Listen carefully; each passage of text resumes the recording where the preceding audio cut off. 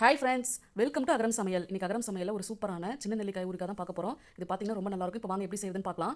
இப்போ அதுக்கு ஒரு சட்டியில் 1 டீஸ்பூன் அளவுக்கு வெந்தயம், 1 டீஸ்பூன் கடுகு எடுத்திருக்கேன். இப்போ இதை அப்படியே மிதமான தீயில வச்சு வறுத்துக்கோங்க. இப்போ பாருங்கள், ஓரளவுக்கு நல்லா வறுக்க ஆரம்பிச்சிருச்சு, கடுகு நல்லா பொரிய ஆரம்பிச்சிருச்சு. இப்போ இதை அப்படியே மாற்றி எடுத்து வச்சிடலாம்.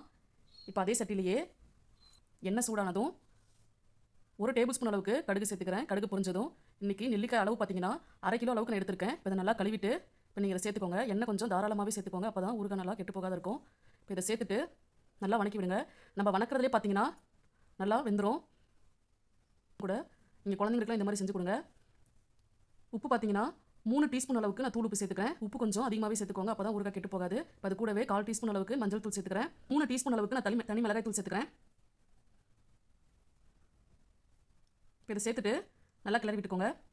வறுத்து எடுத்து வச்சுருந்தோம்ல வெந்தயமும் கடுகும், இப்போ அதை மிக்ஸி ஜாரில் மாற்றிட்டு நம்ம நல்லா நைஸாக பவுடர் அரைச்சி எடுத்துகிட்டு வந்துடலாம். இப்போ பாருங்கள், நல்லா நைஸாக அரைச்சி எடுத்துகிட்டு வந்திருக்கேன். இப்போ இதை அப்படியே சேர்த்துக்கோங்க. இது கடைசியாக தான் சேர்க்கணும்.